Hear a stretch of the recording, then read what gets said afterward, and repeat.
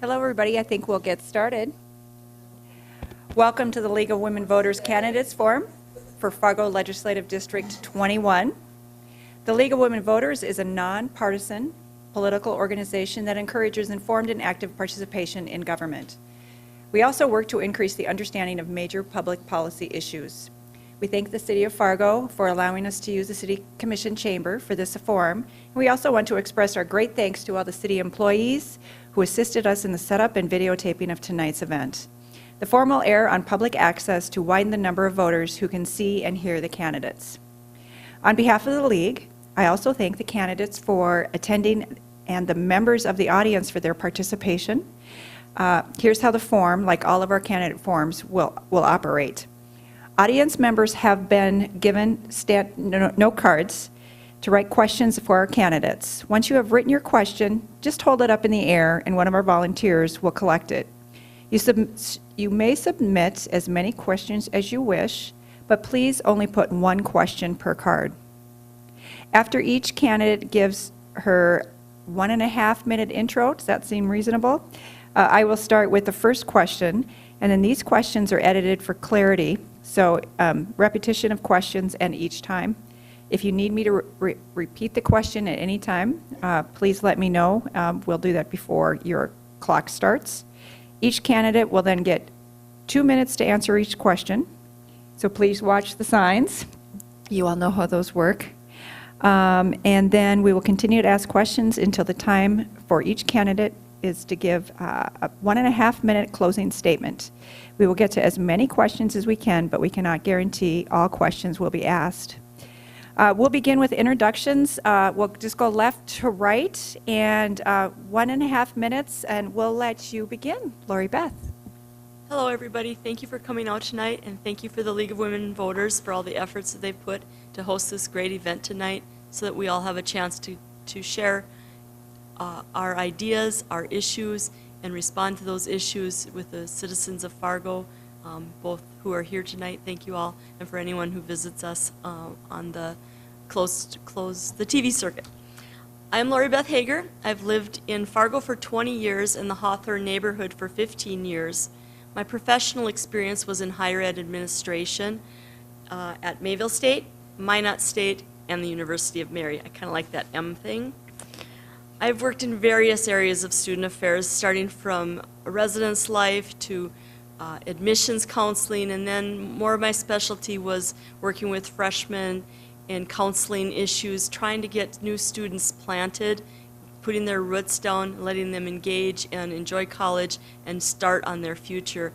And that's sort of what I see my role as a legislature and our role as people working in government, starting our future, planting our future, and making the dreams of our youth come true. I'm a mother, a daughter, and a neighbor, and I cherish each of those roles that I have had. I believe that's what it takes to be a person that listens with a degree in counseling. That's what it is to listen, and I think that's what being a representative in Bismarck is, what I need to do and what we as citizens need in Bismarck, to listen to our issues, to listen to the concerns, and to take them and make government work for the people. My priorities will be fighting for you and your future, prioritizing people's needs over corporate interest, protecting our land, our water, our air, advocating for more affordable health care and insurance, supporting inclusive and welcoming communities, striving for individual and financial security, and of course higher education is a very passionate part of my life and a high priority for me. Very good. Thank you, Lori Beth. And now we have Kathy Hogan, who is a Senate candidate this year. Kathy. Thank you, Robin. Thank you to the League of Women Voters and to the City of Fargo and to Cable Access for broadcasting tonight's session. I'm Kathy Hogan, and I've been honored to serve as the representative from District 21 for the last 9 years. My husband Dennis and I have lived in the Hawthorne neighborhood for 47 years. We raised our children there. It's really deeply home. I volunteered in the community in many capacities over the years. I taught religious ed at St. Anthony's. I was a Girl Scout leader for 12 years, all 12 years. And I've served on the Fargo Cass Public Health Board and another 14 to 16 not-for-profit boards over the years. I've also was the director of Cass County Social Services, and all of those experiences really have taught me how to listen to complex issues. We have to look at issues from many different points of view. We have to develop critical relationship with key partners, and the things I learned in my community work really also apply to the legislative process. You really need to know how to build consensus around issues. If I'm elected, I plan on addressing the following issues.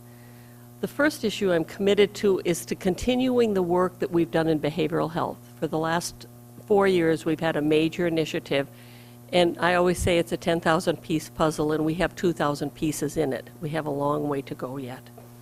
I think we need to expand and improve early childhood services and opportunities. We need to clearly, appropriately fund education, which is the backbone of every society.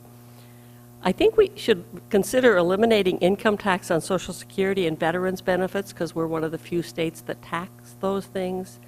And we have to restore our efforts to lower property tax. It's an unfair tax.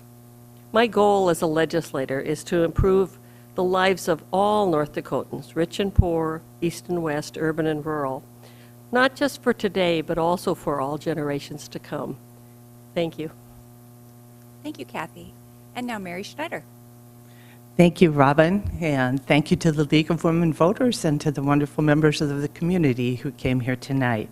I'm Mary Schneider, and along with Representative Kathy Hogan and the retiring Senator Carolyn Nelson, I represent District 21, the heart of Fargo, in the North Dakota Legislature.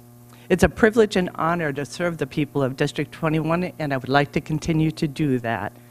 You're in District 21 right now. Welcome. And know that you're in a very special place that has a wide range of people, businesses, entertainment, culture, and issues.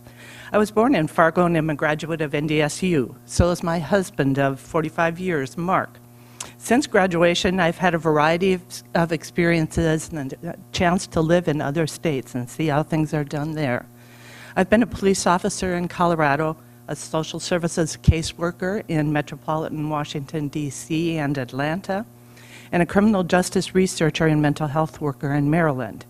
We moved back to District 21 in 1978 and bought the house we continue to live in today. We've raised 2 children, Mac and Libby. They're graduates of the district's neighborhood schools and both live in District 21 now with their families. They enjoy the treasures of our area, the downtown parks, arts and culture, the entertainment and small businesses as much as I do.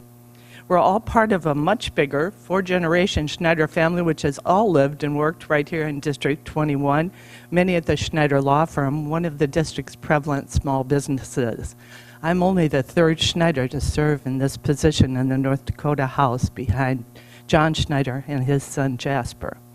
I've walked every block in District 21. I love it and its people, and I want to continue to assist both. Over the years, I've had the opportunity to serve on a number of area boards, including the YWCA, the FM Community Theater, Soroptimist, and CHI Friendship. I enjoyed working with the Fargo Public Schools as the PTA president and as chair of junior grade books. As an attorney and executive director of Legal Services of Northwest Minnesota for 24 years, I developed programs and services that directly impacted the lives of working families, women, abuse victims, children, seniors, veterans, and people with disabilities. My background has equipped me to effectively and powerfully advocate for District 21 in the legislature. I've served on the House Tax Committee, Human Services Committee, Government and Veterans Affairs Committee, and the Interim Judiciary and Health Services Committees, and 2 joint Senate House committees concerning state employee contributions and benefits. I'm also on the task force to prevent sexual abuse of children. I want to continue to use my experiences, my education, and leadership to address the needs of District 21's workers, seniors, families, small businesses, arts, and educational systems. I want to ensure that the state doesn't squander or surrender its prosperity through irresponsible governance and guarantee that it shares that prosperity with the people.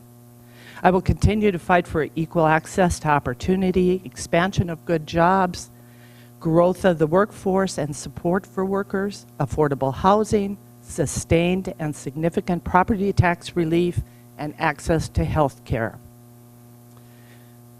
I want quality education from pre-K through 12th grade and additional funding and respect for higher education, also assistance with student debt.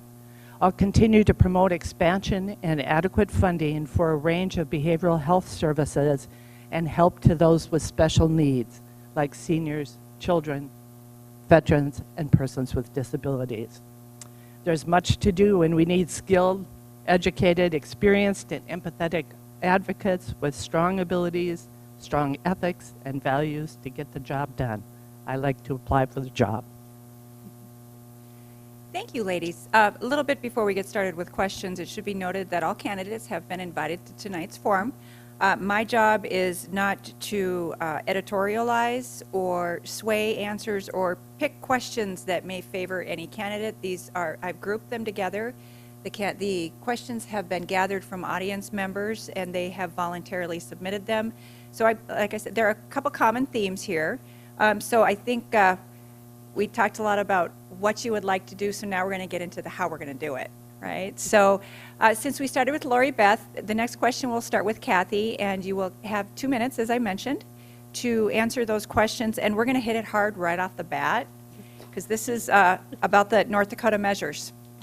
So North Dakota voters will vote on 3 initiated measures, well, 4. What is your position on each one? Number 1 is the Ethics Commission.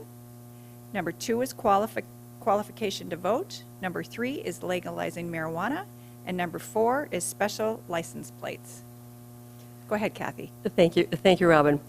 Initiated measures are really a privilege, and I think something we should all really look at. In terms of the Ethics Commission, I'm strongly backing that particular measure. For the last 4 sessions, there has been a bill introduced to establish an Ethics Commission.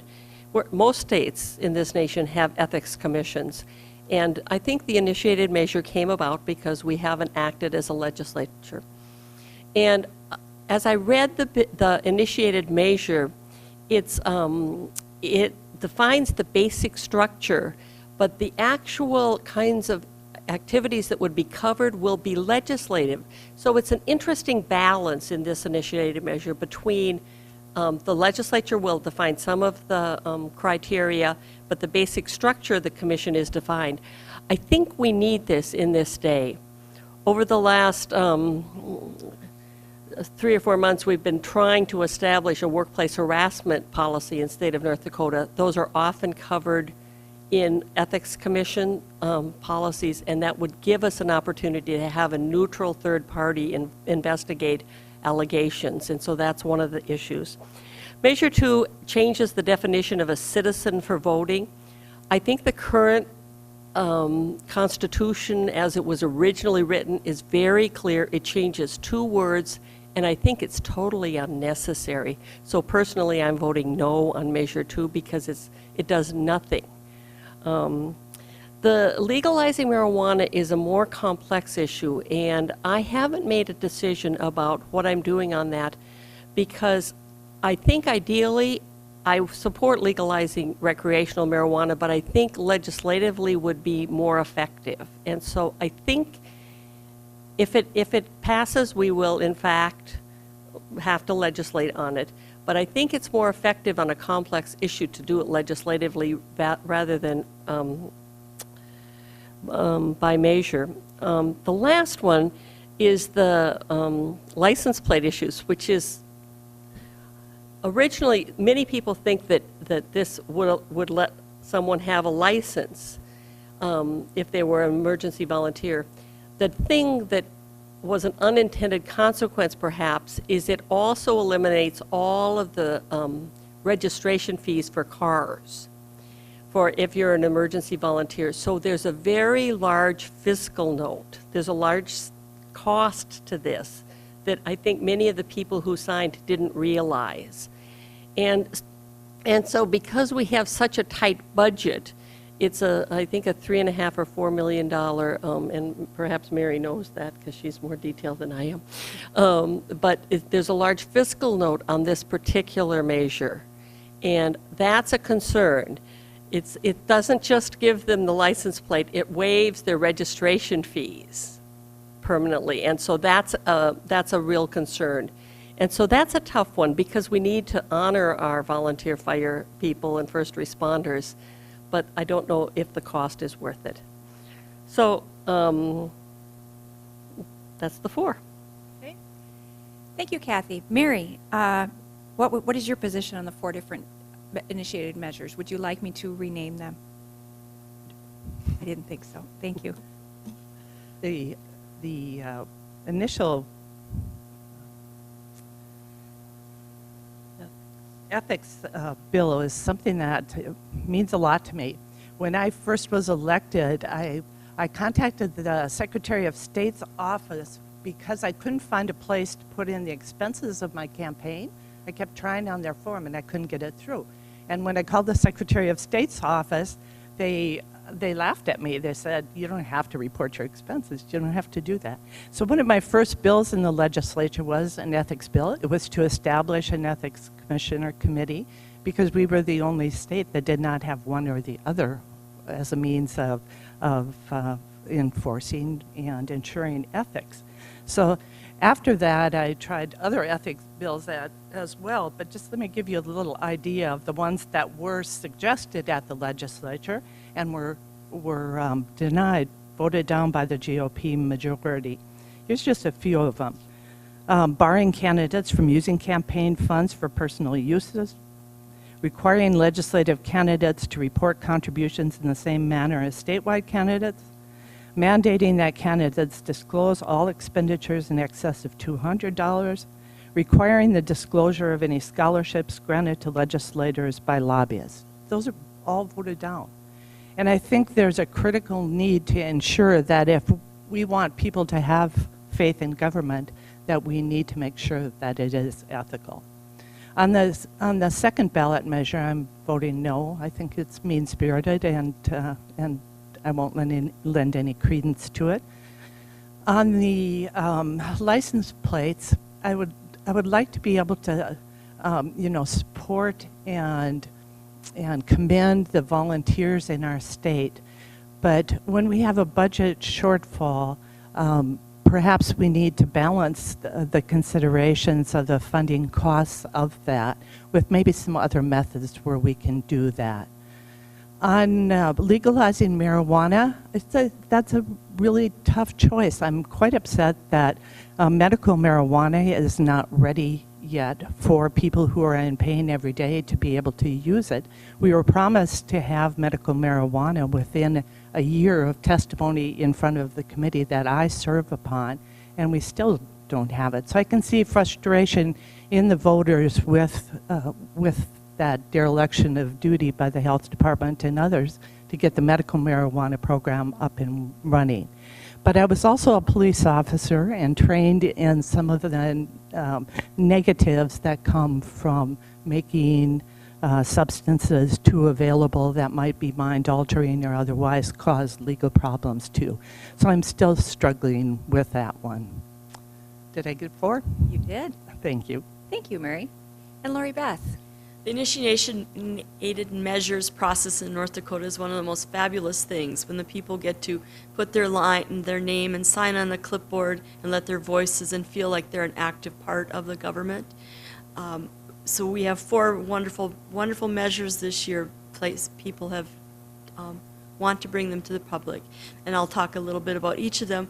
As many things, kind of a disclaimer first, people might not always get it right when they put it on that clipboard, and maybe some people that are a little more aware and fine-tune things can have some input as well. So my thoughts on the Ethics Commission, I think every day when we turn on the national news, we see more and more of a reason to know that we need to do this at home too, that we need to have people that are in government and official business feel accountable, so that there's some transparency about what we do when we're in government, and that the citizens can feel that the people that they're electing to serve them are going to be accountable in their expenditures, in who they take money from. And that's what the Ethics Commission is for us as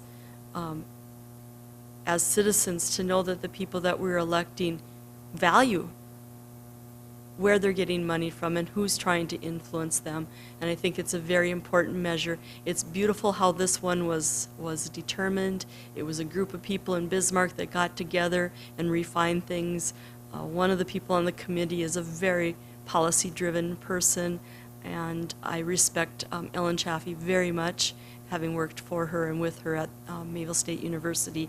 So I really think that that group of people really worked together well to figure out how to make that measure as a way for us to be more accountable as elected officials. The second one is citizenship. My perspective on that comes from being the person who worked Election Day a couple of times at the primaries. Asking a person if they're a citizen, is there anybody in this room that can prove that you're a citizen? What card will you pull out of your pocket that will show you that you are a citizen?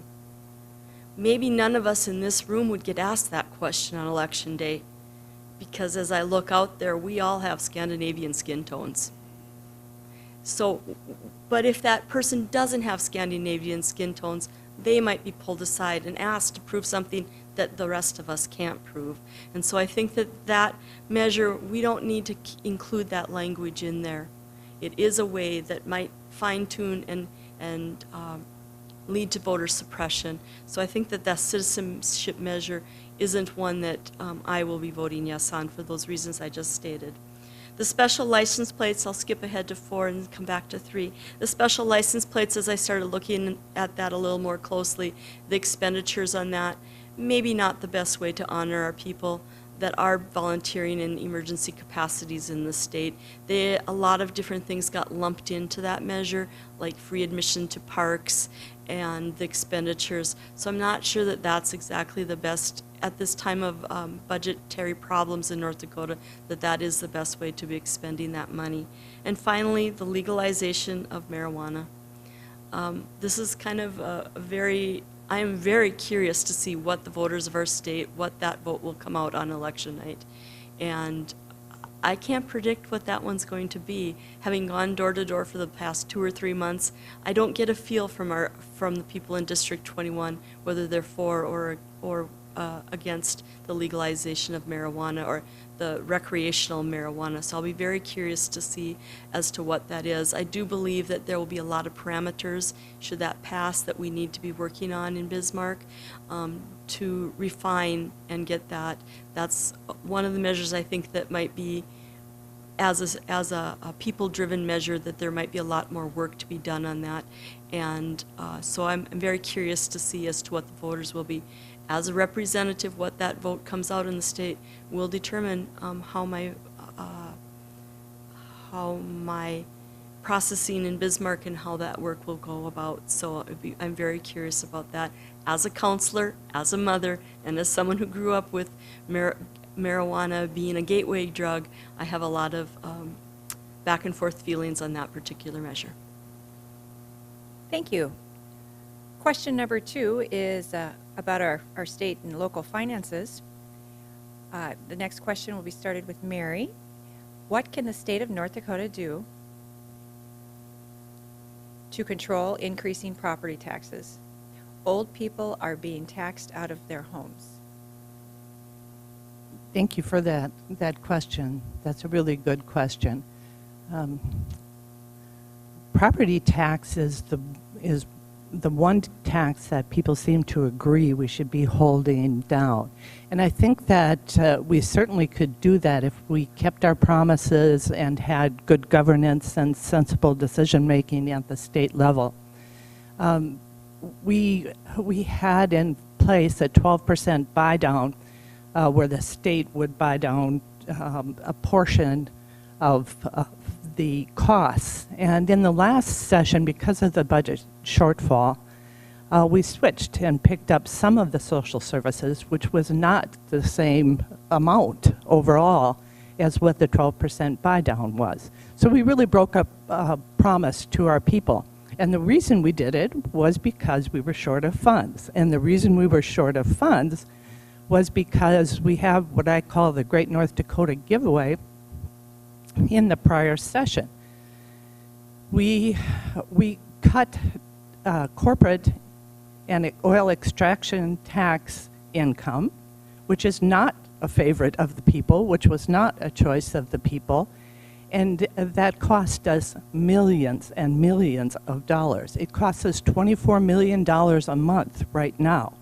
It costs us a total in the 2-year biennium that we're in right now, a projected total of $530 million total in the 2 years. Now, what could we have done with that money? Could we have made some headway on property tax? Could we at least have kept the 12% buy down? Well, of course we could. And we would be less dependent on sales tax as well, which is an imbalanced tax that adversely affects low-income and middle-income individuals as well. So I think there are other ideas, of course, but at the base of this is good governance, common sense budgeting, responsibility to the people, and looking at who you serve. 80% of the money from the oil extraction tax cut and the corporate income tax cut went out of state. So perhaps property taxes are better in Oklahoma or in Texas these days, but that doesn't help us here. So I think governments work best when there's a balance of ideas and when there's a balance of power. And that particular bill was, the tax cut bill was pushed through in the last days of the session by a supermajority that basically can control the outcomes at the legislature. So one of the things that we can do to hold property tax down is elect people who want to do that and who will do what they've promised the people. Thank you. Lori Beth, what can the state of North Dakota do to control the increasing property taxes? Everything Mary says. Okay. I think that the issue with the elderly in the state and property tax is really something we should very much take to heart.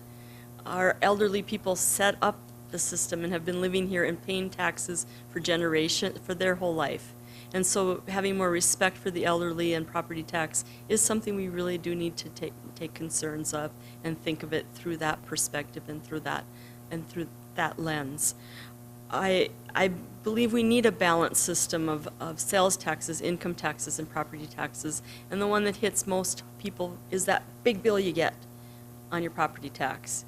The cents and dollars and cents you pay on your sales tax, those you just do and you don't notice. But it's that big check, that big buyout that you have to pay when it comes that really makes it feel bigger than the rest. We don't ever accumulate how many cents we pay all together in a year for sales tax. And the income tax is the third way for us to generate income, but most importantly, the corporate taxes. That money that's going out of state from corporations. We have a beautiful environment here. We are blessed with the energy, oil, and production in the state that can fund things in our state and can be contributing more to the state. And the buy downs and the tax things that have been done in the past really need to be relooked at so that we can prioritize the needs of the citizens, the homeowners of the state, the renters of the state. Wonderful. Thank you. Kathy? Thank you. This is a question. I like taxes. So not that I like taxes, but I like tax policy because it's very complicated. I think in terms of the property tax funds schools, counties, parks, and cities. And at the same time, those are really the people that serve you every single day. They're the people that guarantee your water's clean and the garbage is picked up. And oftentimes they're mandated to do certain things by the legislature.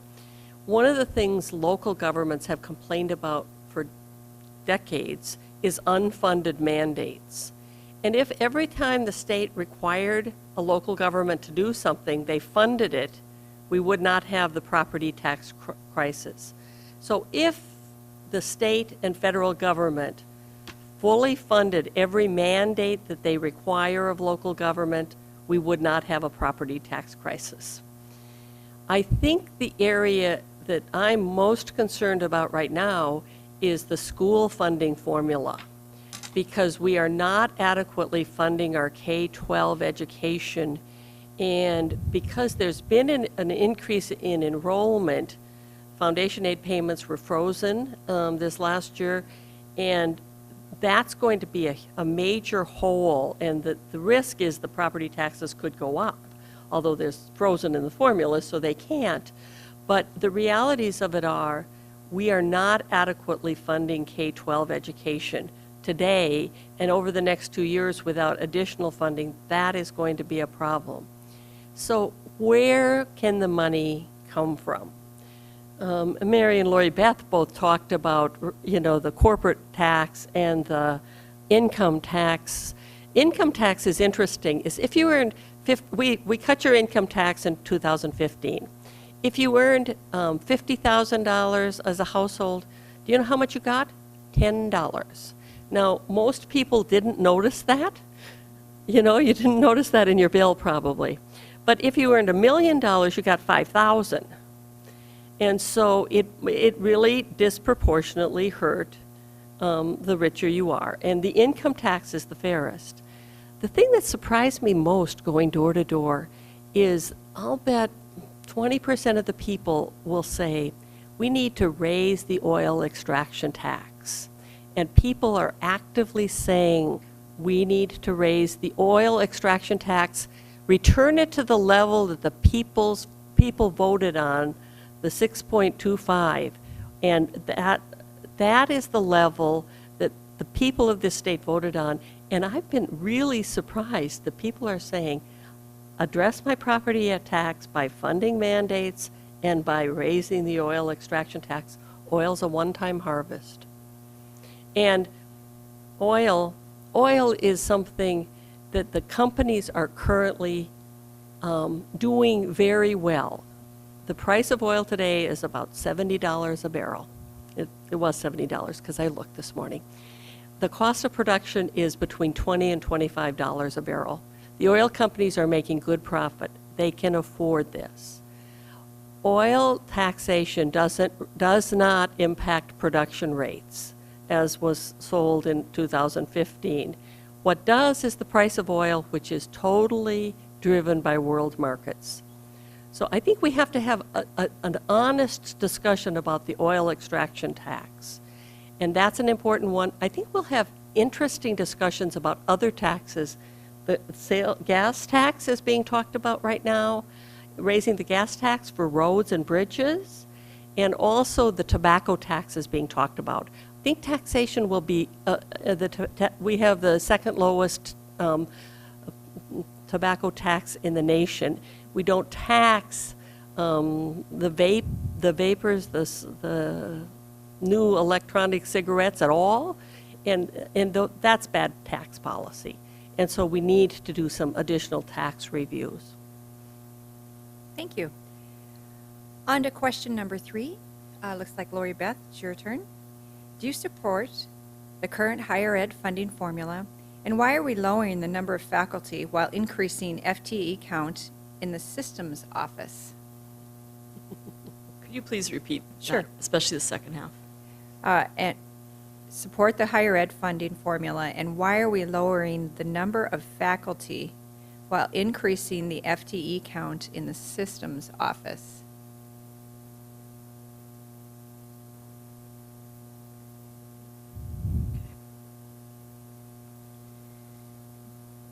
The higher education funding formula is very complicated, and one of the things that it's based on, is my understanding, is the doesn't take in just full-time students anymore, and that varies between the institutions because of the online credits, dual credits, and some of those parts that is raising the head count at the different institutions.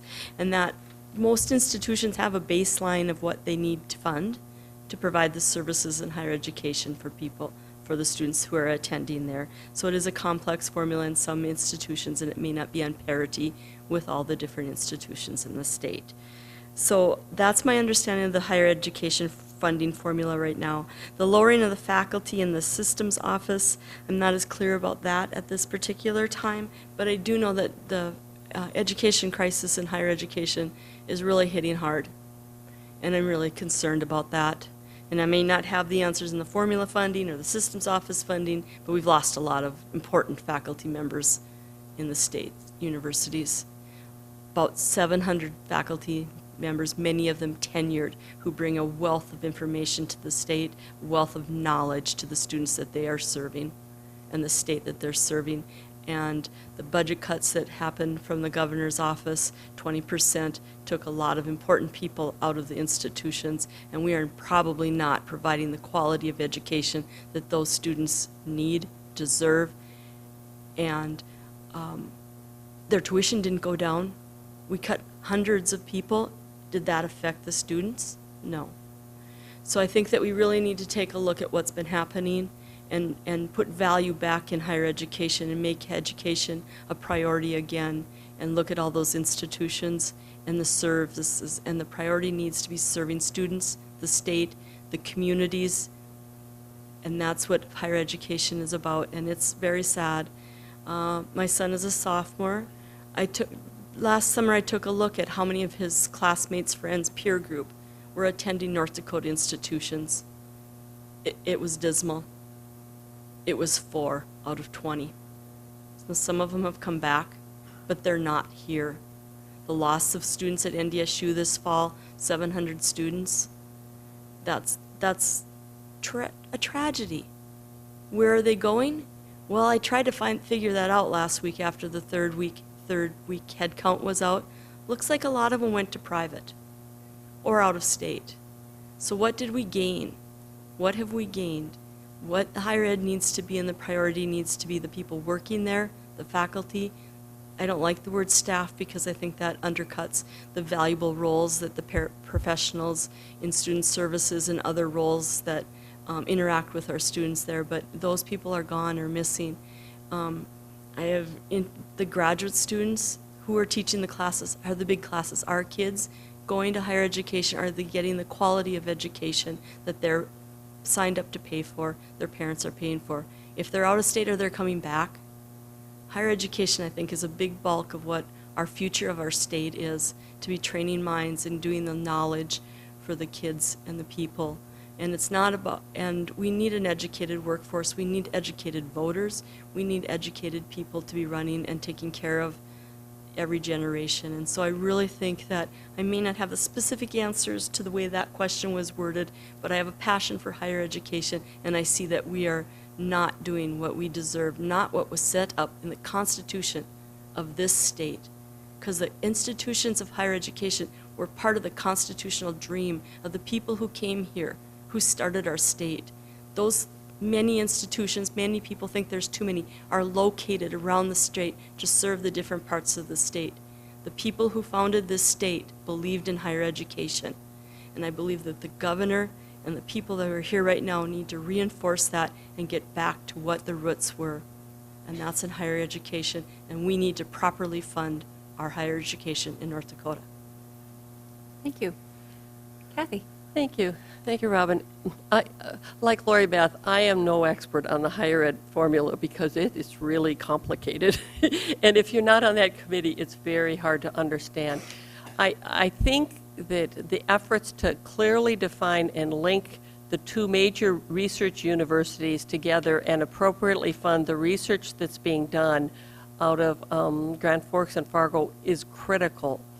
Because with the first round of cuts that we've faced over the last 2 years, we've seen major brain drain in the valley because people are moving off to both assure that their research is viable and is alive, and that many people are taking the opportunities because they don't think there's any hope for expansion of higher ed.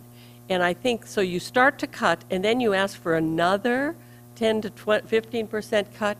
I mean, it's a demoralized culture on our major universities, and I think our small universities are feeling it to some degree, but the research universities, I think, have been gutted. And I think that's a crisis, because that's going to be a workforce challenge in the long run. We're not going to keep our youth, like Lori Beth said. And I think the laying off of teachers makes getting classes more difficult for students, finishing degrees, increasing their student loans. there's a whole number of ramifications that happen.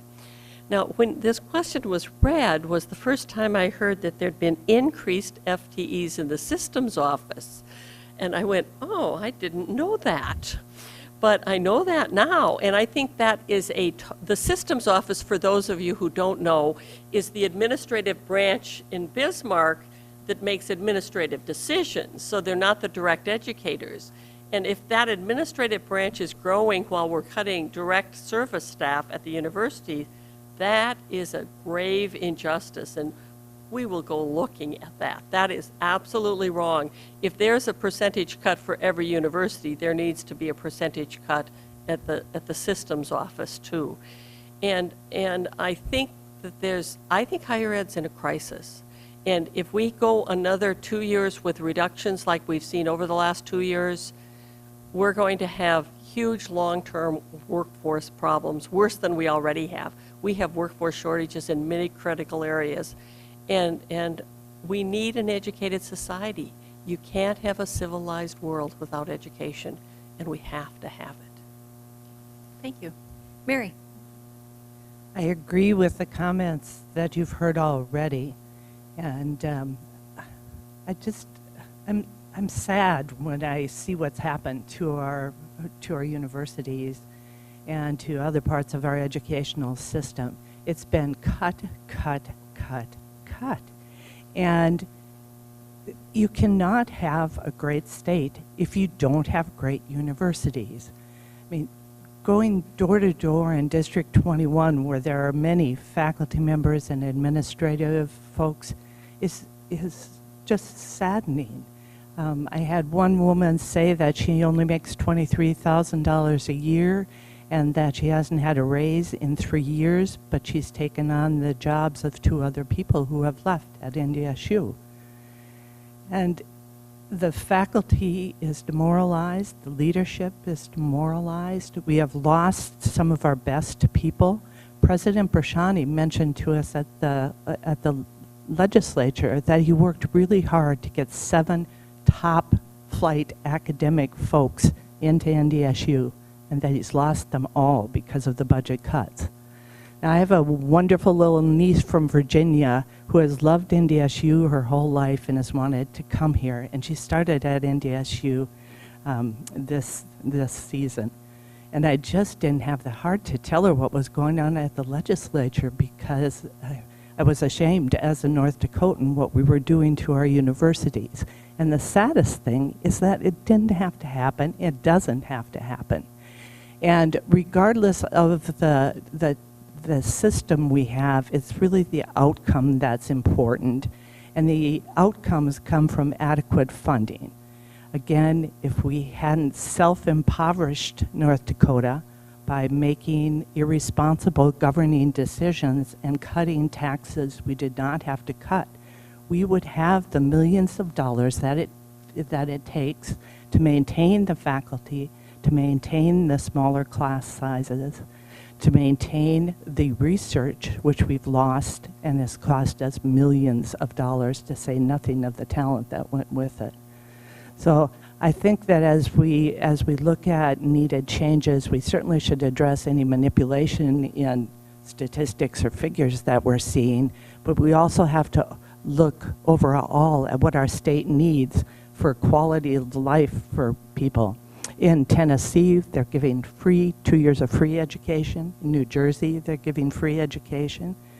And instead of using our resources that we have in ways that would support education, would allow for expansion of our workforce, would allow students that otherwise cannot afford to get higher education, we're negatively impacting the very institutions that support us all.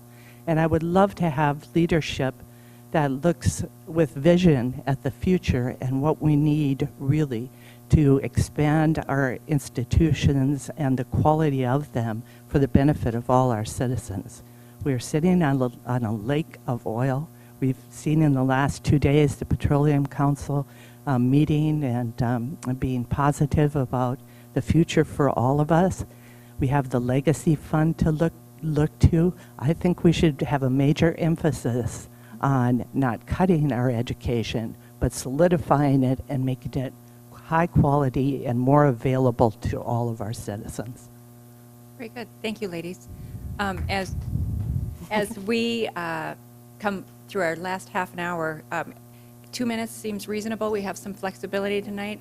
Please don't feel like you have to use all of your minutes either. So with that in mind, next question will be Kathy Hogan, first chance at it. What would you propose to increase access to mental health and addiction services? And how does your background prepare you for this challenge? That's pretty, that's was pretty, not planned. you can answer it. It wasn't even a plan. Obviously, my professional background is I've worked in behavioral health for 50 years. I started in '68. I think this year, during the interim, we've received a comprehensive study called the Human Services Resource Institute study, which outlines the comprehensive vision of what we should have. And like I said at the beginning, we're about 20% there. Over the last 4 years, we've made some major additions. We have medication-assisted treatment now for people who need it. Medications called Suboxone and Vivitrol are now available, and about 1,400 people have received those through a voucher system that's available in Rugby and Valley City. It's available throughout the whole state. So we've added little pieces of the puzzle. The Free Through Recovery program, which is really diverting the people who are currently in the state correction system coming home with a substance abuse problem, are getting a case manager, housing assistance, employment assistance, and treatment assistance. And if you have a comprehensive system, we know that we can address the disease of addiction. We know how to do it, we know what pieces need to be done, and we've demonstrated that it works. Our success rate in Free Through Recovery has been stunning. The trouble is only about 1 in every 30 people who need it have access to it. So we do not have enough of it. We know how to do it, we know what needs to be done, we just need to broaden the parameters. The thing that worries me the most about the behavioral health crisis right now is the suicide situation. We have the highest per capita suicide rate in the nation. And you know, I read the newspaper, and this elderly couple who do a suicide pact because they have no place to go and they have no assistance. The woman in Grand Forks who kills her 3 children and then commits suicide because she's so hopeless. There is no excuse that we have no system. The shooting of Officer Mosier in North Fargo was a man who was asking for help because he was clinically depressed and had psychiatric problems and couldn't get help. And so this is a real human survival issue. And if we are able to continue to expand those services, we know what needs to be done. We have not had the political will and the money to do it. I'll take your thunder. Last session, we asked for $28 million to fund the core services. We got $300,000. So we know what we need, but there's no political will to make it happen. In early September, the Interim Human Services Committee is asking for another $21,000 to expand services now. We'll see if that goes. But without services, those 29 people who need recovery support services are still not going to get them.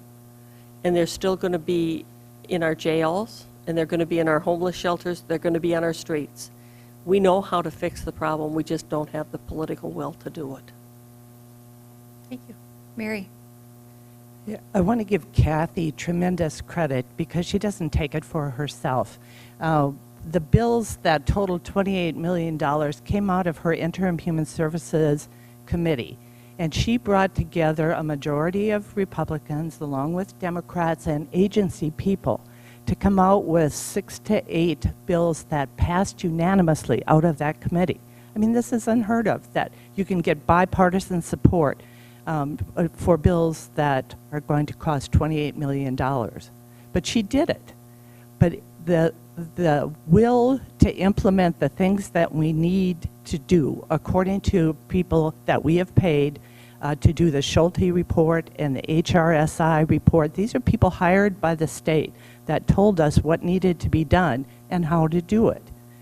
But when it came to appropriating the money to get the job done, the political will was not there. So that's really what needs to change. We have all the information we need to have an adequate behavioral health system, including treatment for suicides, opioids, seriously mentally ill. But right now, the mentally ill are getting, 9% of the mentally ill are getting served. I mean, that's unconscionable, unconscionable. And it affects so many other things in our society. It affects families. It affects the rate of domestic violence. It affects the rate of homicides. It affects the rate of suicides. We had a worker at Southeast Human Services Center who followed a person who was turned away for services out to the parking lot and took a gun out of his hand that he had pointed to his head. Now, that should never happen. In the shooting of Officer Mosier, the individual who shot him, who was in a domestic situation with his family, had gone to get services and been turned away. I mean, in a state that values its citizens, we will find the resources to serve the people who are most in need and most vulnerable. And as far as the background to deal with it, I mean, Kathy didn't mention that she was 18 years as the director of Cass County Social Services. And I have a sociology and psychology education as well, and I've done deinstitutional litigation in the area of developmental disabilities, and I worked in a mental institution. And I have a passion in this area, and it's a broad-based need that we certainly can address, and we have good people, I think, who will do it. We just have to keep insisting until it's done. Thank you. Lori Beth. The mental health crisis, as I've become more and more aware of, working with these two lovely ladies is such a priority, and we're on the brink of making some legislative change and getting the state government and the people more aware of that and more willing to see how important it is that funding goes in that area and see that funding is a solution to some of the problems. My own background, yes, I've had addiction classes with a counseling degree and worked with people that have suffered from addiction, and it's not an easy fix. It's not just a pill that stops it. It's a lifestyle change. It's a permanent lifestyle change.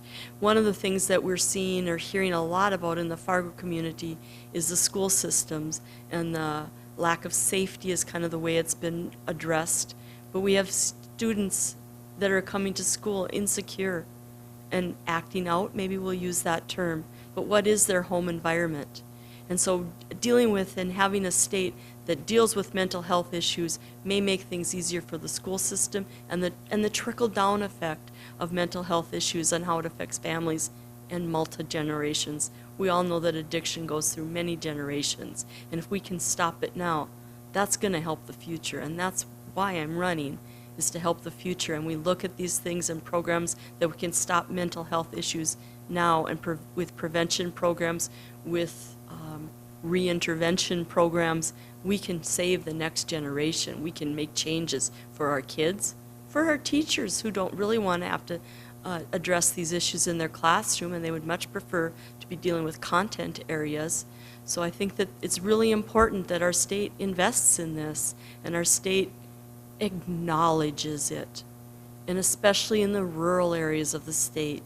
I mean, we're blessed to live in Fargo, where there are many mental health counselors and resources that are available, but that might not be in Maddock, North Dakota. And there might be issues in that area, and people that would have to travel an hour or 2 hours to get the services that they need. And that is a specific issue with a state our size, and a state with as much rural communities and residents that live in the rural areas. So when we look at the mental health status of the state, it is important, and it's important that we do it at a statewide level because of the differences between the urban and the rural areas of the state. because of the importance of next generation and the people who are currently suffering from these issues. Thank you.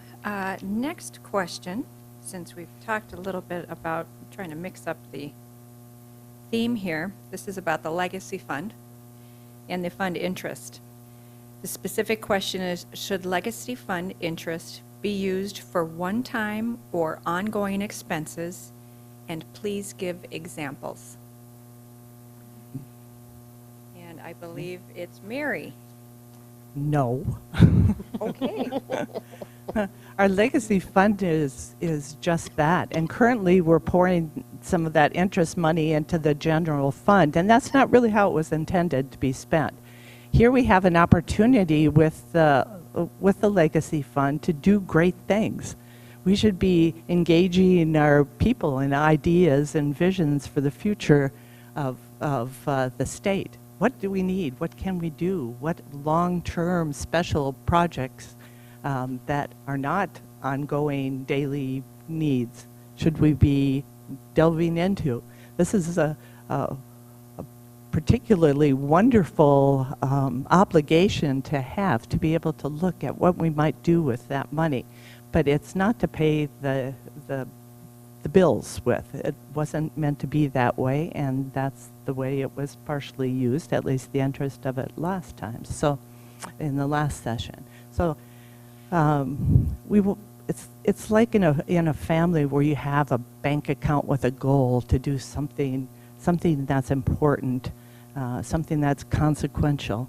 And I think it's a real opportunity to look beyond what we need to do for our state on a day-to-day basis and have some creativity and some vision, and we shouldn't let it trickle away into the general fund. Thank you. I'll state that question again for Lori Beth. Should legacy fund interest be used for one-time or ongoing expenses? And please give examples. I don't think that the legacy fund should be used for the general fund for ongoing expenses. I don't think it's just a slush fund for our everyday expenses if we go over our bills. I think it is set up as a special interest group, a special needs kind of thing, a special thing for our future. I sort of look at it as the pot of gold at the end of the rainbow, and that we have that there, and we can strive to get to the goals of what would be there. It's future looking, things that we are going to invest in for our future. Most of my ideas would come for things for children, for this generation, keeping kids in the state, bringing attractions to the state, or bringing something besides just working in the oil wells, but bringing people to our state, and maybe more tourism things. I made a joke one time, maybe we could build our own Mount Rushmore, and the tourism industry in South Dakota is amazing, and how it affects and how it lowers the prices of things in South Dakota is pretty amazing when you get millions of people coming to see those 4 presidents. But I think that it should be used for a special purpose, a special purpose that's going to advance the interest of the state, futuristic in a sense, but it should be for projects that will help the children and the youth of our future. Very good.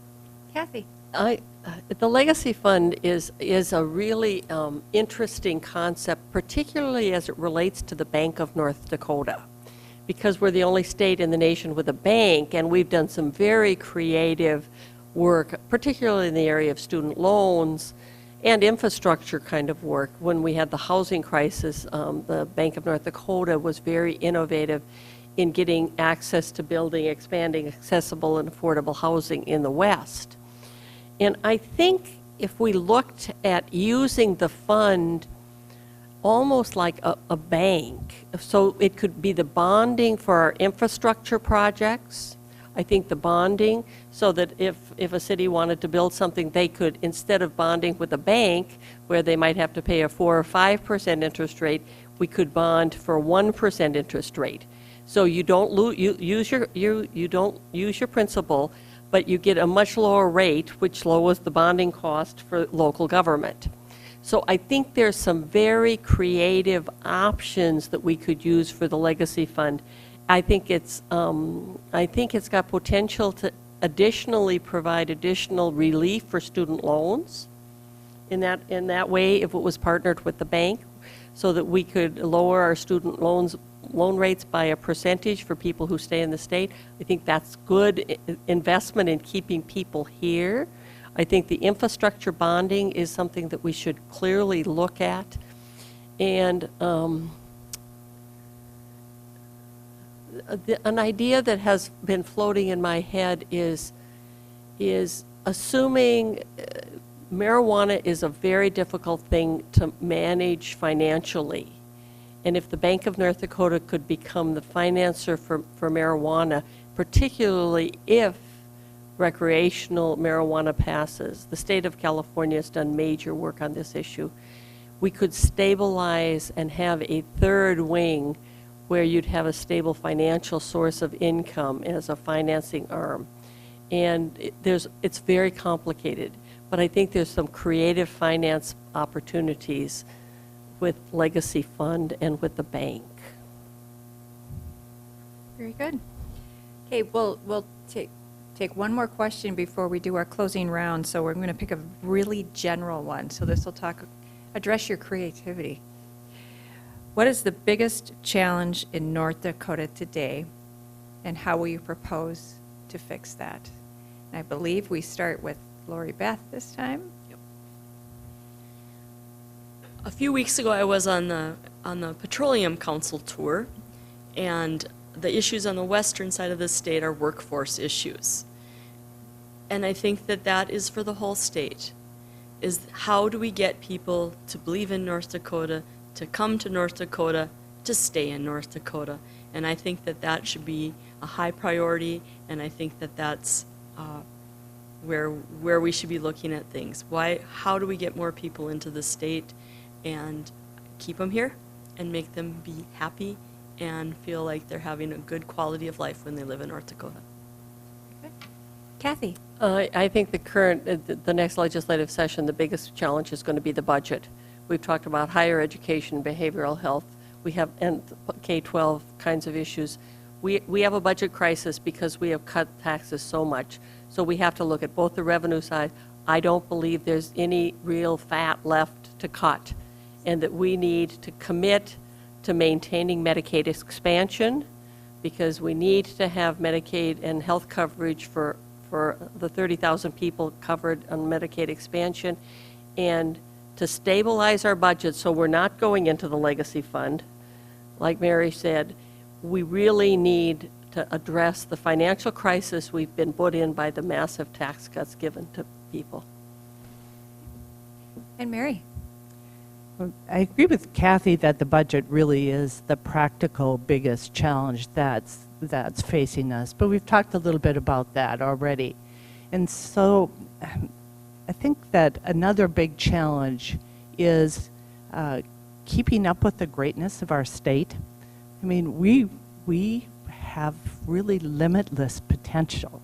If we do it right and we govern sensibly and ethically and smartly, we could do any number of things. We could have, as Pamela Anderson and others of us who signed on, give the last year of education free to people who complete the early part of their education, either at community colleges, tech colleges, or our universities.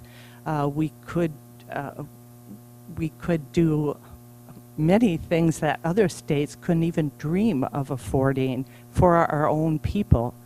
But to do that, I think the challenge that overall thinking globally is a big one, is we really have to have the people in leadership that can think big, who are smart, who have experiences, who do not reject research and information and other ideas from other places, but who welcome them and say, how can we apply concepts to us that will make us better and an example to the nation?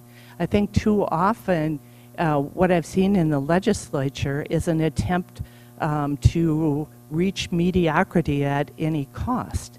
I mean, when people in the legislature are told that we are 34th in something in the country, they go, that's good. We're not too high. We're not too low. That's okay. You know, instead of taking the opportunities that may be in our future in this state with our one-time harvest of oil and our continuing richness of agriculture and our work ethic of our people, and saying, what can we do that hasn't been done? What can we do because we have opportunities that other places do not, that might show leadership to other states and our country and the world? And so I think that even though the budget is something that crushes us and faces us in the next session, that what's really important for the citizens to do is bring people into leadership in education, in government agencies, and for sure in elected capacities in our state and legislature that can think big, that have a commitment to the people of North Dakota, and who have both the vision and the intellectual and educational abilities to make North Dakota as fabulous as it can be. I mean, we have an amazing future and an opportunity that we really shouldn't forego. Let's try to be the best we can be and be an example of good leadership and stewardship to others. Thank you. So for the closing round, I would expect, and I hope to hear why voters should vote for you, and maybe talk about some of your accomplishments or some of your plans when and if you're elected. So I think Kathy starts with closing round. Well, I'd appreciate your vote and your electing me, because I really feel honored to serve. Going door to door, it's just so humbling to see the people that I meet each day. And actually, I like campaigning more than I like legislating, and they all think I'm nuts. But it's the people that live in my neighborhoods and around me that I really am attempting to serve. But I really want to try to build an economy that works for everyone. Everyone should benefit if we're working together as true community. We need to provide, and we need to commit to providing high-quality service. Not just have a program, but let's do it well. As Mary said, we have the ability, if we commit to doing it and stop saying mediocrity is okay. We need to strengthen our communities, our families. I worry about the single mothers who are alone, the parents needing childcare that's so outrageously expensive and difficult to get. We need to acknowledge our problems and work together to do them so that every single citizen in this state has the opportunity to reach their own individual American dream. The people of District 21 are so stunning, and so many of them in the audience are here. And we really work together well locally. We just need to do that as a city and as a county and as a state, because I think together we can really, really assure that North Dakota 50 years from now is stronger and healthier than it is today, and I think that's my commitment.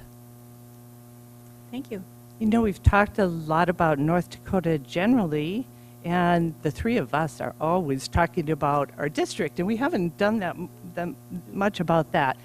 But what I would like to do is make life better for the people of District 21, because by doing that, I think we can make things better for people all over the state. We have the poorest district in the state of North Dakota, and that's including the counties that have Native American reservations.